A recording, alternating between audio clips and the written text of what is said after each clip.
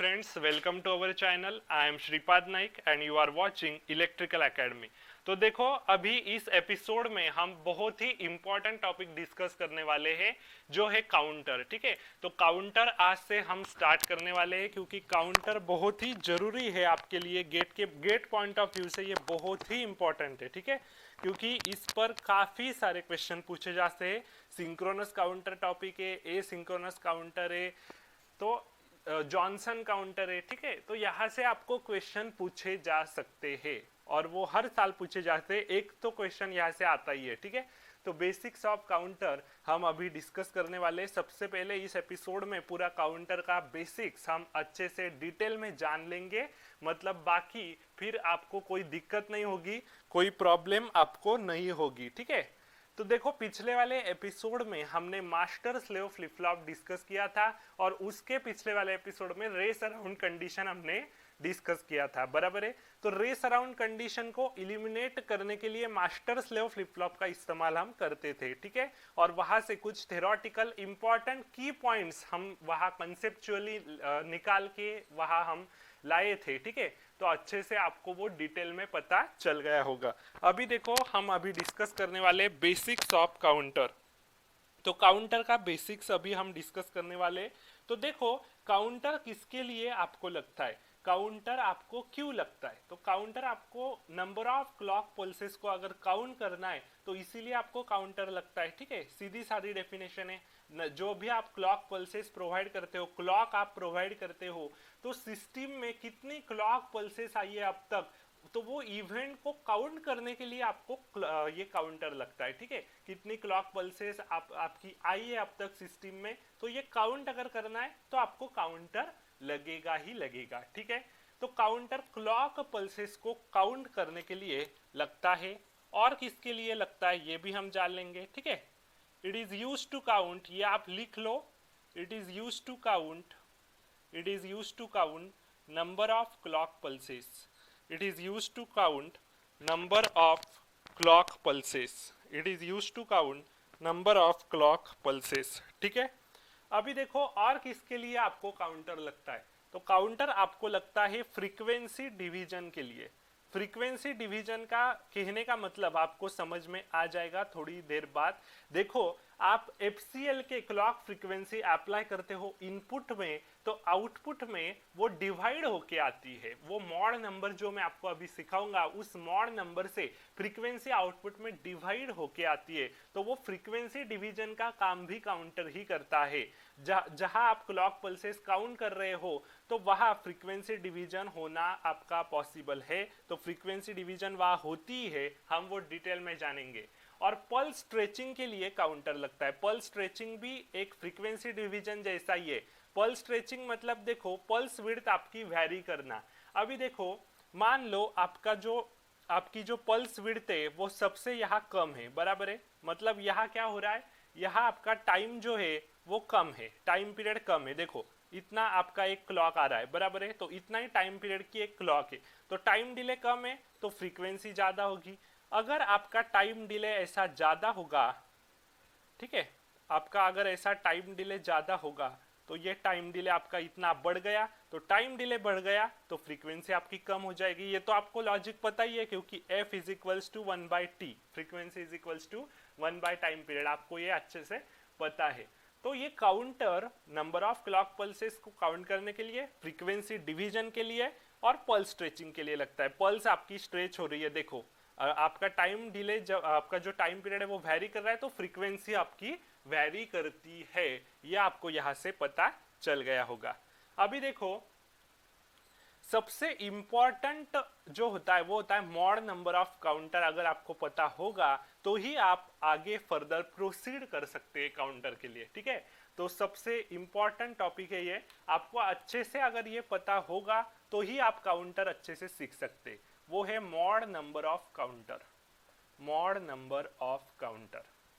तो काउंटर का mod number आप कैसे आइडेंटिफाई करेंगे, ये आपके लिए सबसे बड़ा टास्क होता है और सबसे इजी होता है। ठीक है, अगर आपको अच्छे से पता होगा तो इसीलिए डिटेल में हम अभी बात करेंगे। देखो मैं नंबर ऑफ स्टेट्स यहाँ लिखता हूँ, मान लो मैंने स्टेट्स लिखा 0, 1, 3 2 5 7, ठीक है। ऐसे मैंने ये स्टेट्स लिख दी, मतलब काउंटर अभी 0 स्टेट से 1 में जाएगा, बाद में 1 से 3 में जाएगा, फिर थर्ड स्टेज से सेकंड में जाएगा, फिर अगली वाली स्टेज उसकी 5th रहेगी, फिर अगले वाली स्टेप उसकी 7th रहेगी, ठीक है। तो ऐसी उसकी जो स्टेट्स है वो बदलती रहती है, ठीक है।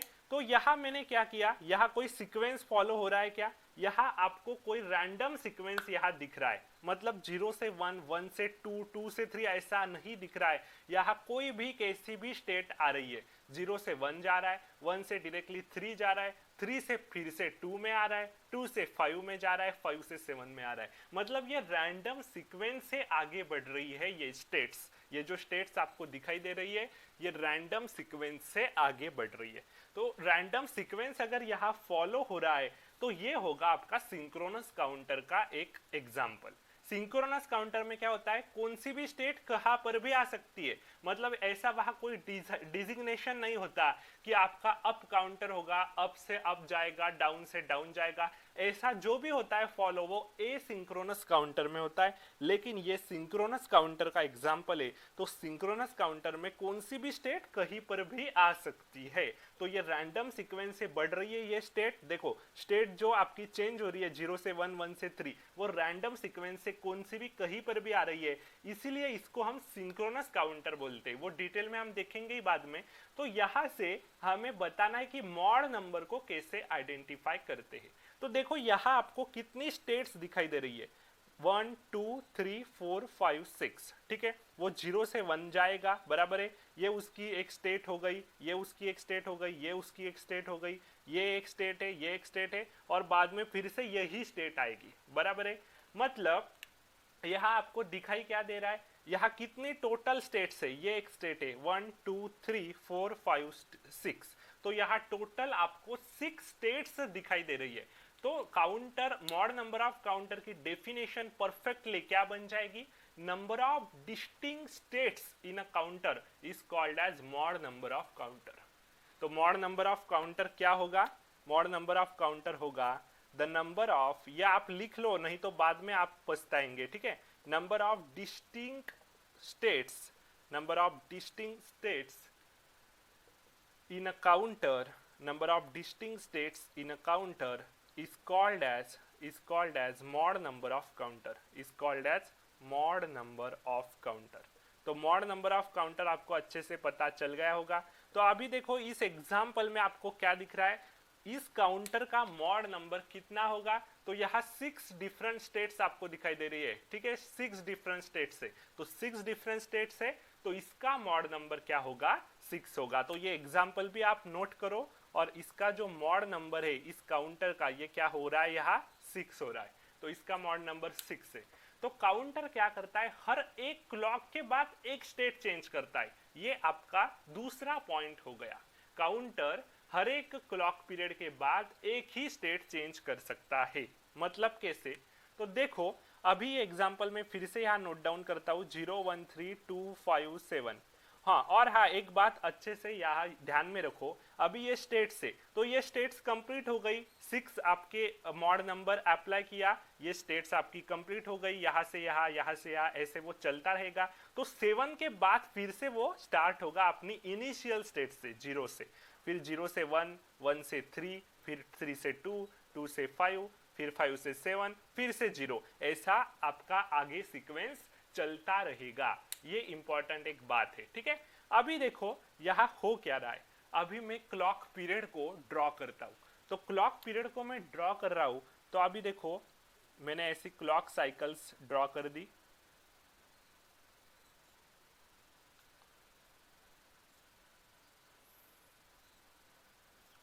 अभी देखो ये आपकी हो गई फर्स्ट क्लॉक साइकिल, ये सेकंड, ये थर्ड, ये फोर्थ, ठीक है, ये फिफ्थ, और यहाँ मैं पहले ड्रॉ कर देता हूँ, ठीक है, यहाँ आपके लिए जगह नहीं है, ठीक है। तो देखो ये फर्स्ट आपकी,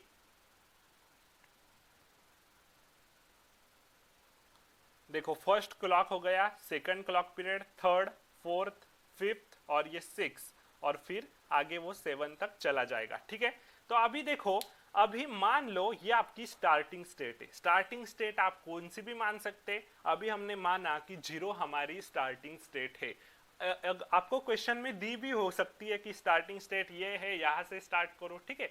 तो यहाँ हम मान रहे कि स्टार्टिंग स्टेट हमारी 0 है, तो पहले आपका जो काउंटर है वो 0 पे पड़ा रहेगा, बराबर है। तो बाद में उसे क्लॉक सिग्नल अप्लाई होगा, तो क्लॉक पल्स उसकी अप्लाई हुई। देखो ये इसका एक टाइम पीरियड है, बराबर है। तो 0 से वो 1 कब चला जाएगा, यहाँ एज ट्रिगरिंग होती है। एक बात अच्छे से नोट करो, एज ट्रिगरिंग यहाँ हो रही है। एज ट्रिगरिंग में वो पॉजिटिव भी हो सकती है, निगेटिव भी हो सकती है, लेकिन काउंटर में जनरली एज ट्रिगरिंग ही प्रीफर होती है। ये इंपॉर्टेंट पॉइंट है। तो मान लो यहाँ पॉजिटिव एज ट्रिगरिंग है, तो वो एक स्टेट चेंज एक क्लॉक पीरियड के बाद होती है।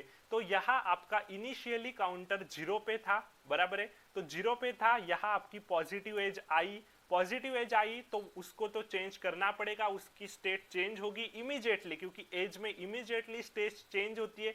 तो वो 0 से तुरंत 1 जाएगा और इस क्लॉक पीरियड तक आपका 1 ही एग्जिस्ट करेगा। इस क्लॉक पीरियड तक आपको क्या दिखेगा, 1 ही दिखेगा, बराबर है। क्योंकि इतना क्लॉक पीरियड तक आपको 1 ही दिखेगा, क्योंकि इस एज में उसकी एक स्टेट चेंज हुई है। 0 से वो 1 पे गया है, फिर पॉजिटिव लेवल आई, तो ये तो लेवल ट्रिगर सर्किट है नहीं।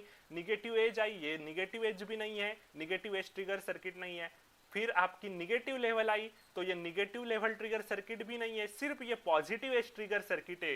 तो एज ट्रिगरिंग में एक स्टेट आपकी चेंज होती है, दूसरा वाला जब आपका फिर से नेक्स्ट क्लॉक पीरियड आता है तब आपकी नेक्स्ट जो स्टेट रहती है वो चेंज होती है। तो इस वो 0 से 1 गया, यहाँ ये पॉजिटिव एज आई, तो ये इनिशियली आपकी 0 स्टेट थी, 0 से वो 1 गया, बराबर है। अभी 1 से उसे 3 जाना है, तो 1 से वो 3 कब जाएगा, उसकी जब नेक्स्ट आपकी क्लॉक साइकिल आएगी, क्लॉक पीरियड आएगा, तब वो 1 से 3 जाएगा। तो यहाँ उसकी नेक्स्ट पॉजिटिव एज आई सेकंड क्लॉक पीरियड में, तो सेकंड क्लॉक पीरियड में वो 1 से 3 जाएगा। तो इस यहाँ वो 1 से 3 चला गया।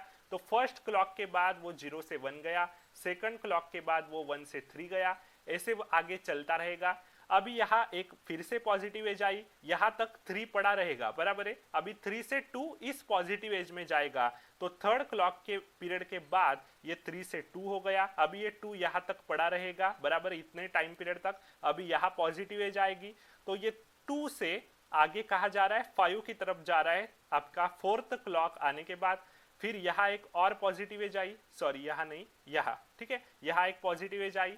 तो अभी 5 से वह कहा जाएगा फिफ्थ क्लॉक के बाद, 5 से वो जाएगा 7, फिर से यहाँ अब उसकी पॉजिटिव एज आई, तो फिर वहां 7 से वो फिर से कहा जाएगा 0 पे तरफ जाएगा 6 क्लॉक पल्स के बाद। तो यहाँ कितनी टोटल क्लॉक पल्सेस लगी, 1 clock, 2 clock, 3 clock, 4 clock, 5 clock, 6 clock, बराबर है। तो यहाँ मॉड नंबर भी 6 था, यहाँ 0 इसकी इनिशियल स्टेट थी काउंटर की, और बाद में फिर से उसे इनिशियल स्टेट अचीव करनी है उसकी, तो उसको कितनी क्लॉक लगी, 6 क्लॉक लगी। तो यहाँ से आपके 2 की पॉइंट्स निकल के आते हैं। पहला वाला की पॉइंट आपका एक ऐसा निकल के आता है कि एक क्लॉक में काउंटर एक स्टेज से दूसरी स्टेज में जाता है, ठीक है। एक क्लॉक पीरियड में काउंटर एक स्टेज से दूसरी स्टेज में जाता है। एक स्टेज में दूसरी स्टेज में जाने के लिए उसे एक क्लॉक पीरियड का समय लगता है। तो एक क्लॉक पीरियड में एक ही स्टेट चेंज होती है। यह आपका पहला की पॉइंट हो गया। आप अपनी भाषा में वो नोट कर लो, एक क्लॉक पीरियड में एक ही स्टेज में, एक क्लॉक पीरियड में एक ही स्टेज आपकी चेंज करती है। ये फर्स्ट इंपॉर्टेंट की पॉइंट है, अपनी भाषा में आप नोट करो। और सेकंड इंपॉर्टेंट की पॉइंट यहां से क्या निकल के आ रहा है, देखो टोटल 6 क्लॉक है, बराबर है। 6 क्लॉक अप्लाई करने के बाद फिर से आपका 0 आया। आपने 0 आपकी इनिशियल स्टेट थी, 0 से शुरू किया और फिर से 0 की तरफ काउंटर को आना होगा, उसकी इनिशियल स्टेट रीच करनी होगी। तो उसकी इनिशियल स्टेट जो स्टार्टिंग स्टेट 0, वो रीच करने के लिए उसे टोटल 6 क्लॉक पल्सेस लगे। और हमारा इस काउंटर का मॉड नंबर भी 6 था। मतलब यहां से सेकंड इंपॉर्टेंट पॉइंट क्या आ रहा है, after the application of mod number of clock pulses counter reaches it's starting state और इनिशियल स्टेट। आप लिख लो, मतलब 6 क्लॉक और मॉड नंबर भी 6 था, तो mod number of clock pulses apply करने के बाद, मतलब 6 क्लॉक पल्सेस है तो मॉड नंबर ऑफ जो है क्लॉक पल्सेस का वो भी 6 है, तो mod number of clock pulse apply करने के बाद ही काउंटर अपनी इनिशियल स्टेट पर रीच करता है। ये इंपॉर्टेंट पॉइंट आपके दिमाग में होना चाहिए। तो पहला इंपॉर्टेंट की पॉइंट मैंने क्या बताया, काउंटर हर एक क्लॉक के बाद एक ही स्टेज चेंज करता है, और दूसरा इंपॉर्टेंट पॉइंट मैंने क्या बताया, after the application of mod number of clock pulses counter reaches it's starting state और इनिशियल स्टेट। तो ये इंपॉर्टेंट की पॉइंट्स आपके दिमाग में, आपके ध्यान में अच्छे से होने चाहिए, ठीक है। तो अभी हम आगे बढ़ रहे हैं, ये आपको अच्छे से पता चल गया होगा, बहुत ही डिटेल में मैंने बताया। फिर भी आपको कोई डाउट आता है तो आप बेझिझक कमेंट में मुझे पूछ सकते हैं, क्योंकि देखो काउंटर बहुत ही बेसिक पार्ट है। अगर ये अच्छे से आपका क्लियर होगा तो आगे जाके आपको कोई परेशानी नहीं होगी, गेट के सारे क्वेश्चंस आपसे बन जाएंगे, ठीक है। तो ये इंपॉर्टेंट बात आपको पता होनी चाहिए, ठीक है। तो अभी देखो ये तो आपको अच्छे से समझ में आ जाएगा।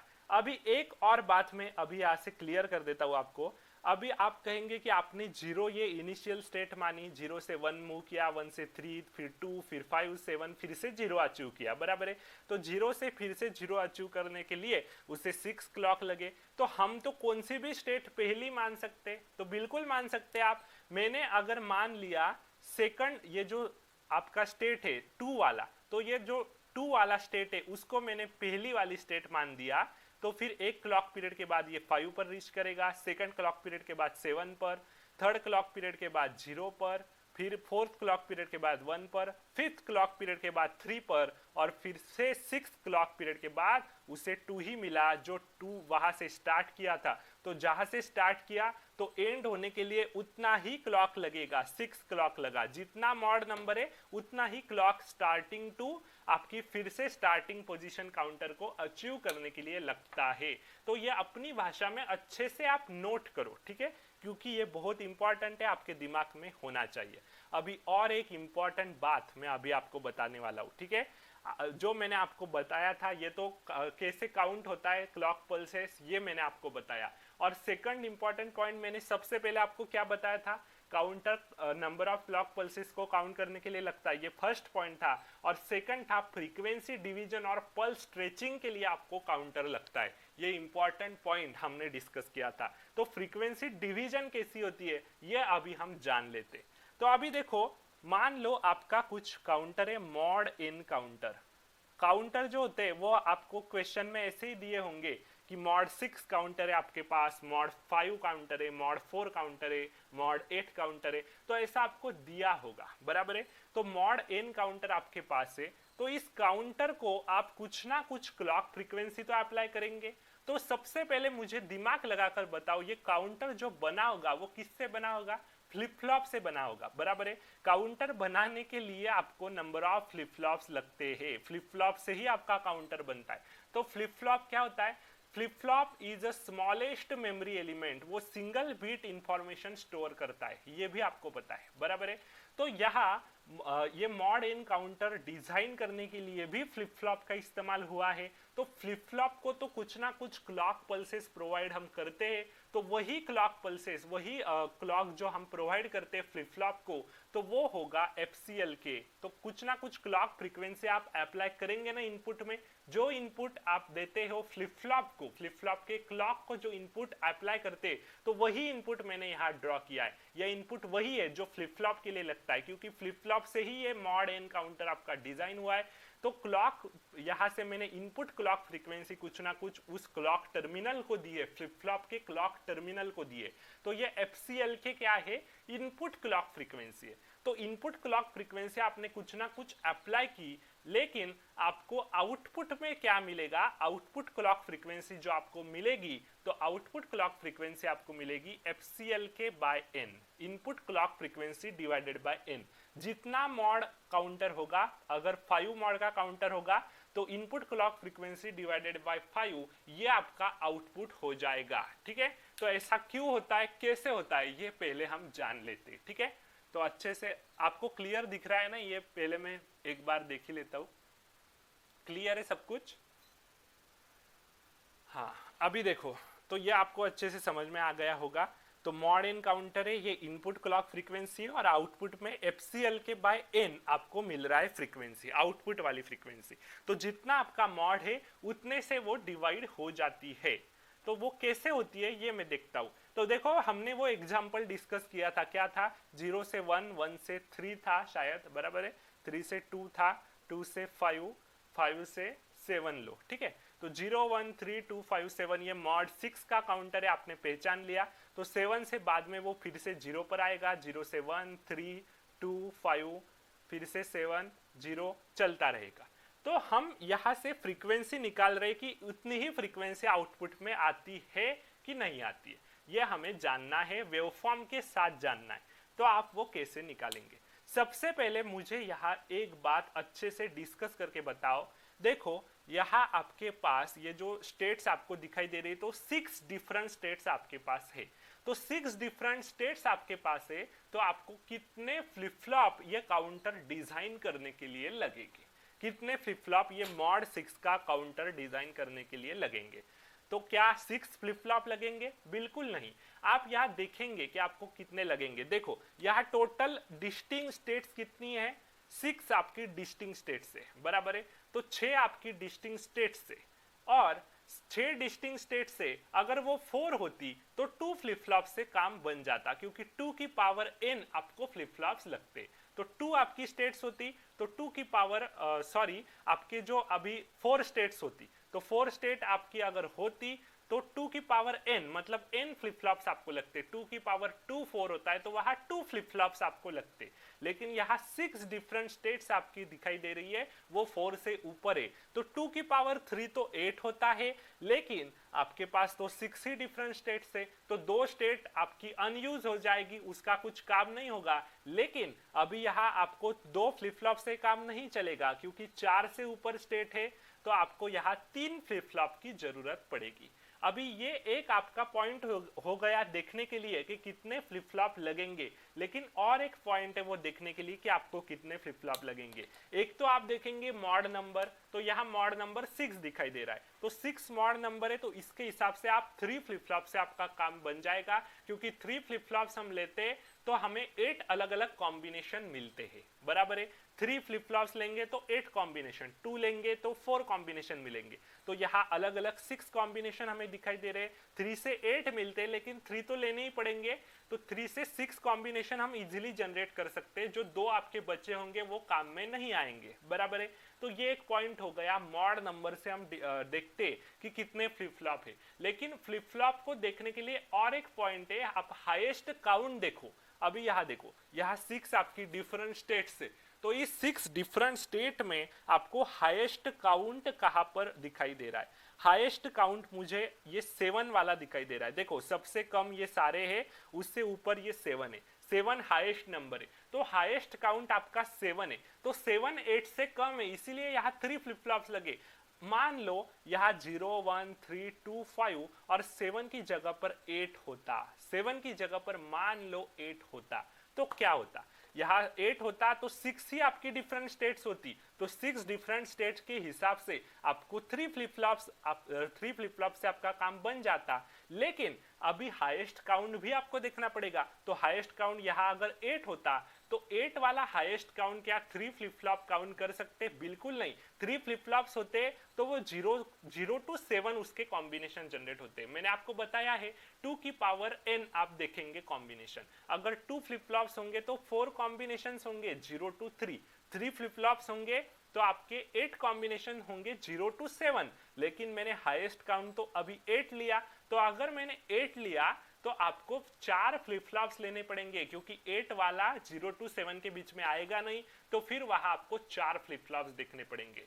तो फ्लिप फ्लॉप्स आपको अगर देखना है कि कितने फ्लिप फ्लॉप लगेंगे, तो how many flip flops are required, ये आइडेंटिफाई करने के लिए आपके पास 2 पॉइंट्स रहेंगे। एक रहेगा मॉड नंबर, आप देखेंगे मॉड नंबर कितना है फ्लिप फ्लॉप का, और दूसरा वाला आप देखेंगे हाईएस्ट काउंट कितना है। तो हाईएस्ट काउंट अगर उसके कम है तो वो चल जाएगा, लेकिन हाईएस्ट काउंट ज्यादा रहेगा तो उसके अकॉर्डिंग आपको सोचना पड़ेगा। तो सबसे पहले क्या देखेंगे आप? मॉड नंबर देखेंगे, बाद में हाईएस्ट काउंट देखेंगे। दोनों देखने के बाद ही डिसाइड करेंगे कि कितने फ्लिप फ्लॉप्स लगेंगे, ठीक है।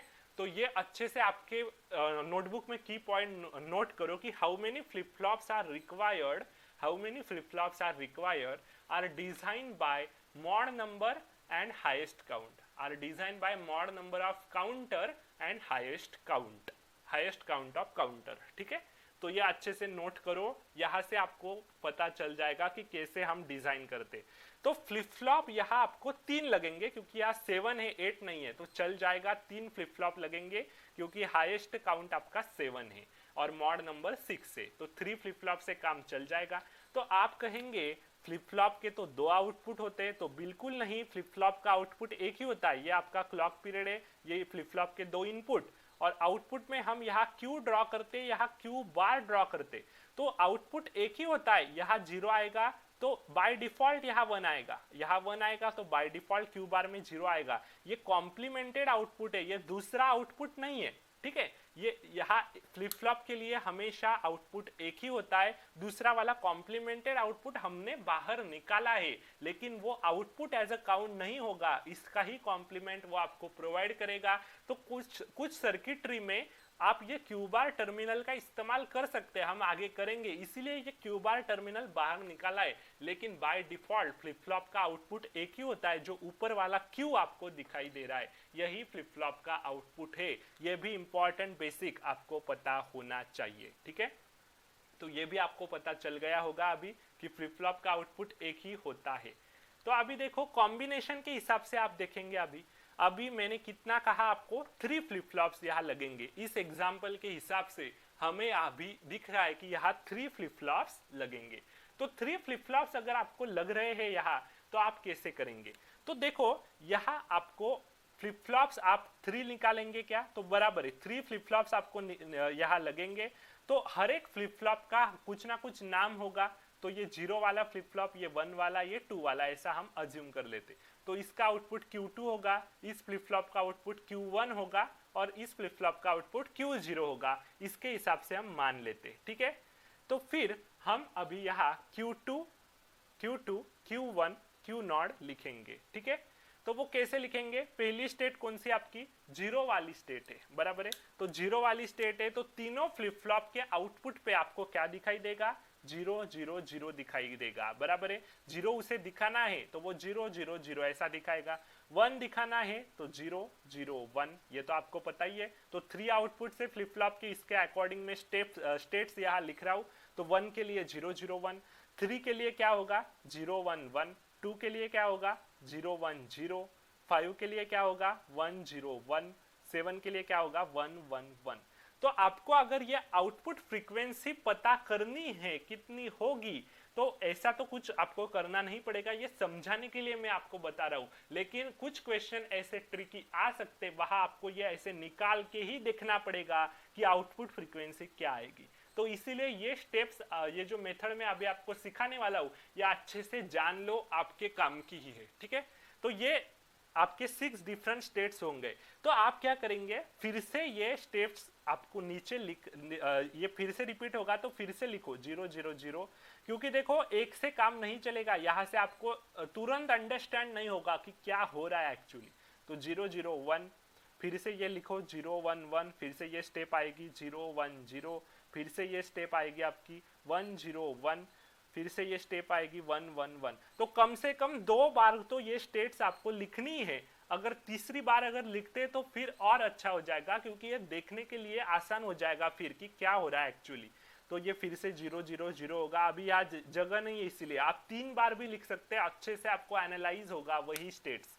अभी देखो, अभी ये Q0 वाला जो फ्लिप फ्लॉप है, 0 वाला फ्लिप फ्लॉप हमने देखा, तो Q0 वाला उसका आउटपुट रहेगा। तो Q0 वाले का जो आउटपुट फ्रीक्वेंसी आप कैसे निकालेंगे, तो यहाँ से आप देखेंगे स्टेट्स के हिसाब से। अभी यहाँ देखो 1 0 2 1 दिखाई दे रहे, 1 0 2 1 दिखाई दे रहे, 1 0 2 1, 1 0 2 1। ठीक है, तो यहाँ क्लॉक आपकी साइकिल कैसी थी? फर्स्ट क्लॉक में आपकी ये स्टेप आ रही थी, ये स्टेट, सेकंड क्लॉक में आपकी ये वाली स्टेट, थर्ड क्लॉक में आपकी ये वाली स्टेट आ रही थी, फोर्थ क्लॉक में आपकी ये वाली स्टेट आ रही थी, बराबर है। मान लेते यहाँ से मैं काउंट करता हूँ, देखो फर्स्ट क्लॉक में मान लो आपकी जीरो वाली स्टेट आ गई, मतलब हमने स्टार्ट किया 7 से, 7 हमारी इनिशियल स्टेट है मान लो, तो 7 से मैंने स्टार्ट किया, तो 7 से स्टार्ट किया तो फर्स्ट क्लॉक के बाद ये आई, ये वाली स्टेट आ गई, फिर सेकंड क्लॉक के बाद ये वाली, थर्ड क्लॉक के बाद ये वाली, फोर्थ क्लॉक के बाद ये वाली, फिफ्थ के बाद ये वाली आ गई, सिक्स के बाद ये वाली आ गई, और फिर से ये 6 क्लॉक पीरियड के बाद आपने यहाँ से ही स्टार्ट किया था ना 7 से, तो फिर से यही आ गई, देखो फिर से आपकी यही आई, 6 क्लॉक के बाद यही आई, बराबर है। तो अभी देखो क्या हो रहा है ऑपरेशन अच्छे से, आपको हर एक फ्लिप फ्लॉप के आउटपुट की फ्रीक्वेंसी हम अभी निकाल रहे हैं। तो जीरो वाला फ्लिप फ्लॉप की आउटपुट फ्रीक्वेंसी निकालनी है, तो उसका टाइम पीरियड टोटल कितना है एक क्लॉक पीरियड का, वो तो आपको काउंट करना पड़ेगा। तो यहां से हम स्टार्ट करते, एक बार यहाँ जीरो आ रहा है, 2 बार 1, एक बार जीरो, 2 बार 1, एक बार जीरो, मतलब एक क्लॉक साइकिल के लिए जीरो, यहाँ 2 क्लॉक साइकिल है, 2 और दूसरी और तीसरी 2 क्लॉक साइकिल के लिए 1 आ रहा है, एक क्लॉक साइकिल के लिए जीरो, 2 क्लॉक साइकिल के लिए 1, फिर एक क्लॉक साइकिल के लिए जीरो, 2 क्लॉक के लिए 1, एक क्लॉक के लिए जीरो, 2 क्लॉक के लिए 1, ऐसा चलता रह रहा है यहाँ, बराबर है। तो एक क्लॉक पीरियड के लिए आपका जीरो आ रहा है, और फिर 2 क्लॉक पीरियड के लिए आपका 1 आ रहा है, फिर से एक क्लॉक पीरियड के लिए जीरो आ रहा है, ठीक है, फिर से 2 क्लॉक पीरियड के लिए आपका 1 आ रहा है, फिर से एक क्लॉक पीरियड के लिए आपका जीरो आ रहा है, फिर से 2 क्लॉक पीरियड के लिए आपका 1 आ रहा है, फिर से एक क्लॉक पीरियड के लिए जीरो, फिर से एक क्लॉक पीरियड के लिए ऐसा 1 आ रहा है, ठीक है। तो यहां से आपको ये पता चल गया, तो ये आपकी आउटपुट फ्रीक्वेंसी की वेवफॉर्म हो गई, आउटपुट वेवफॉर्म आपकी ये हो गई, इनपुट के हिसाब से आउटपुट की वेवफॉर्म मैंने ये ड्रॉ की है, बराबर है। तो एक क्लॉक पीरियड के लिए आपका जीरो आया था, और 2 क्लॉक पीरियड इतने हैं, तो 2 क्लॉक पीरियड के लिए आपका 1 आया था। तो टोटल आपका टाइम पीरियड आउटपुट का कितना है, टोटल टाइम पीरियड तो इतना हो गया, बराबर है, क्योंकि देखो सेम पीरियड आपकी जो पीरियोडिसिटी है वो मेंटेन होनी चाहिए, बराबर है। तो ये टाइम पीरियड ऐसे आप देखेंगे, तो इतना टाइम पीरियड आपका एक क्लॉक पीरियड है आउटपुट का, इतना एक क्लॉक पीरियड है आपका आउटपुट का, इतना एक क्लॉक पीरियड है, ऐसे देखेंगे। तो टोटल टाइम जो है, टाइम जो है क्लॉक पीरियड का, तो टोटल क्लॉक पीरियड जो आपको दिखाई दे रहा है ये 3 क्लॉक के लिए दिखाई दे रहा है, यहाँ कितने के लिए दिखाई दे रहा है, 3 क्लॉक के लिए ये टाइम पीरियड हो रहा है, फिर से 3 क्लॉक के लिए वही टाइम पीरियड आपका रिपीट हो रहा है, बराबर है। ये टोटल आपके 3 क्लॉक हो गए, बाद में फिर से 3 क्लॉक पीरियड के लिए वही सेम टाइम रिपीट हो रहा है, फिर से 3 क्लॉक पीरियड के लिए यही सेम टाइम रिपीट हो रहा है, बराबर है। तो यहां से आपको क्या पता चल रहा है कि 3 क्लॉक पीरियड के लिए एक क्लॉक साइकिल आपकी रिपीट हो रही है, 3 क्लॉक पीरियड के लिए एक क्लॉक साइकिल आपको मिल रही है आउटपुट पे। तो आपका जो टाइम पीरियड है टी क्यू नॉट, इस जीरो वाले फ्लिप फ्लॉप के लिए हम देख रहे, तो ये जीरो वाले फ्लिप फ्लॉप के लिए time period T Q not क्या हो गया आपका 1 CL के 1 TCL के, लिखो इसको time period of clock 1 TCL के प्लस 2 TCL के, मतलब 3 TCL के टाइम पीरियड आपको मिला। तो यहां से हमने अगर फ्रीक्वेंसी निकाली इस क्यू नॉट की, तो क्यू नॉट की जो फ्रीक्वेंसी होगी जीरो वाले फ्लिप फ्लॉप के लिए, तो एफ क्यू नॉट क्या होगी, एफ क्यू नॉट होगी आपकी FCL के बाय 3। देखो टाइम पीरियड 3 टाइम्स अगर बढ़ जाता है तो फ्रीक्वेंसी 3 से डिवाइड होंगी, बराबर है, क्योंकि F is equal to 1/T होता है। तो एफ क्यू नॉट क्या आया आपका FCL के बाय 3 आया। तो देखो यहाँ क्यू नॉट की हमने निकाल ली, अभी Q1 की निकाल के देखते हैं, क्या Q1 की हम फाइंड आउट कर सकते हैं। देखो Q1 में क्या हो रहा है, Q1 में आपको दिखाई दे रहा है 2 क्लॉक पीरियड के लिए 0, 2 क्लॉक पीरियड के लिए 1, बराबर है। फिर एक क्लॉक पीरियड के लिए 0, एक क्लॉक पीरियड के लिए 1, फिर 2 क्लॉक पीरियड के लिए 0, फिर से 2 क्लॉक पीरियड के लिए 1, फिर एक क्लॉक पीरियड के लिए 0, फिर से एक क्लॉक पीरियड के लिए 1। तो ऐसा यहाँ आपको पीरियड जो आपकी पीरियोडिसिटी है वो मेंटेन नहीं हो रही है, पीरियोडिसिटी आपकी मेंटेन है क्या, यहाँ जैसी नहीं है, यहाँ 1 0 2 1 1 0 2 1 1 0 2 1 ऐसा है। तो हम यहाँ कुछ दिखाई दे रहा है क्या आपको, यहाँ 2 0 2 1 1 0 1 1, फिर 2 0 2 1 1 0 1 1। तो ऐसी पीरियोडिसिटी, हाँ पीरियोडिसिटी मेंटेन नहीं हो रही है। तो ऐसी पीरियोडिसिटी अगर आपकी मेंटेन हो नहीं रही है, तो हम यहाँ क्या करेंगे, ऐसी वाले की हम फ्रीक्वेंसी निकालेंगे ही नहीं। अगर पीरियोडिसिटी रिपीट नहीं हो रही है तो फ्रीक्वेंसी मत निकालो। और एक बात अच्छे से ध्यान में रखो, अगर आपको यहाँ से पीरियोडिसिटी मेंटेन होते हुए नहीं दिखाई दी, लेकिन फिर सेकंड और थर्ड स्टेट से अगर नीचे मेंटेन हुई दिखाई दी, तो आप वहां से काउंट करेंगे फ्रीक्वेंसी। बाद में कुछ एग्जांपल्स होंगे, वहां मैं आपको बताऊंगा। क्योंकि पहले वाले जो स्टेट रहते उसमें ट्रांजिएंट आ सकते, तो फिर आपको वहां पीरियोडिसिटी कुछ दिखाई ना दे, लेकिन बाद में सेकंड और थर्ड क्लॉक के बाद आपको कुछ ना कुछ पीरियोडिसिटी दिखाई दे। अगर ऐसा होगा तो वहां से हम फ्रीक्वेंसी काउंट कर सकते हैं। वो कुछ अलग वाले जो एग्जाम्पल हम डिस्कस करेंगे तो वहां मैं आपको बताऊंगा। तो Q1 के लिए निकाल नहीं सकते क्योंकि यहाँ अलग अलग पीरियोडिसिटी हो रही है, तो पीरियोडिसिटी मेंटेन अगर नहीं होती तो हम फ्रीक्वेंसी कभी निकाल ही नहीं सकते। रैंडम वेवफॉर्म के लिए आपको पता है, बराबर है। अभी यहाँ देखो क्या हो रहा है, यहाँ 4 क्लॉक पीरियड के लिए 0, फिर 2 क्लॉक पीरियड के लिए 1, फिर से 4 क्लॉक पीरियड के लिए 0, 2 क्लॉक पीरियड के लिए 1। तो यहाँ आपकी पीरियोडिसिटी मेंटेन हो रही है। देखो 4 क्लॉक पीरियड के लिए आपको 0 दिखाई दे रहा है, 2 क्लॉक पीरियड के लिए 1, फिर से 4 क्लॉक पीरियड के लिए 0, 2 क्लॉक पीरियड के लिए 1, ऐसा आपको दिखाई दिया यहाँ। तो ये 4 क्लॉक पीरियड था, 4 क्लॉक पीरियड्स और यहाँ 2 क्लॉक पीरियड्स थे। तो टोटल आउटपुट का क्लॉक पीरियड कितना हो गया, 6 हो गया। 6 क्लॉक पीरियड आपका आउटपुट का हो गया। तो आउटपुट का आपका 6 क्लॉक पीरियड 6 TCL के, ठीक है, 6 TCL के हम कह सकते हैं आउटपुट का क्लॉक पीरियड को। तो 6 TCL के आपको टाइम पीरियड मिला TQ2 का, Q2 वाले फ्लिप फ्लॉप का 6 TCL के हमें टाइम पीरियड मिला। तो फ्रीक्वेंसी Q2 वाले फ्लिप फ्लॉप की क्या होगी, वो होगी FCLK बाय 6। FCLK बाय 6 ये उसकी फ्रीक्वेंसी रहेगी, ठीक है, FCLK बाय 6 ये उसकी फ्रीक्वेंसी रहेगी।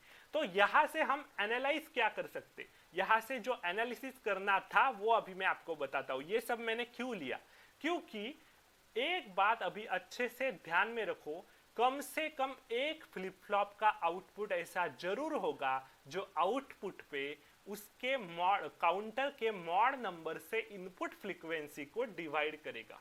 कम से कम, मैं फिर से बताता हूं, कम से कम जो भी आपके जितने भी फ्लिप फ्लॉप्स होंगे तो उतने फ्लिप फ्लॉप्स में कम से कम एक फ्लिप फ्लॉप का आउटपुट ऐसा जरूर होगा जो इनपुट क्लॉक फ्रीक्वेंसी को मॉड नंबर से डिवाइड करेगा। तो यहाँ Q2 आपका आउटपुट था जिसने इनपुट क्लॉक फ्रीक्वेंसी FCLK को मॉड नंबर जो था आपका 6 इसका, तो उससे डिवाइड किया। तो एक कम से कम एक फ्लिप फ्लॉप ऐसा जरूर होगा जो इनपुट क्लॉक फ्रीक्वेंसी को मॉड नंबर से डिवाइड करेगा ही करेगा। एक से ज्यादा भी हो सकते। तो नॉर्मली अगर आपको पूछा कि आउटपुट क्लॉक फ्रीक्वेंसी कितनी होगी और कुछ एग्जांपल दिया होगा, तो आप क्या करेंगे, मॉड नंबर जो होगा उससे डिवाइड करेंगे इनपुट क्लॉक फ्रीक्वेंसी को, वही आपका आंसर होगा। लेकिन अगर आपको कुछ स्पेशल दिया होगा कि Q1 पे कितना होगा, Q0 पे कितना होगा फ्रीक्वेंसी, तो फिर आपको ऐसे निकालना आना चाहिए, इसीलिए मैंने आपको सिखाया। लेकिन एक बात अच्छे से फिर से नोट करो, कम से कम एक फ्लिप फ्लॉप ऐसा जरूर होगा नंबर ऑफ फ्लिप फ्लॉप में से कि वो इनपुट क्लॉक फ्रीक्वेंसी को मॉड नंबर से डिवाइड करेगा। तो ये अच्छे से आप लिख लो अपनी भाषा में, अभी आपको पूरा डिटेल में पता चल गया होगा, ठीक है। तो उम्मीद करता हूँ काउंटर का पूरा जो बेसिक है वो डिटेल में आपको अच्छे से पूरा कंसेप्चुअली पता चल गया होगा। अभी अगले वाले एपिसोड में जब भी हम आगे बढ़ेंगे तो आपको कोई परेशानी नहीं होनी चाहिए, एकदम डिटेल में क्रिस्टल क्लियर आपके कंसेप्ट मैंने किए हैं, ठीक है। तो मिलते हैं अगले वाले एपिसोड में, तब तक के लिए goodbye and thank you very much.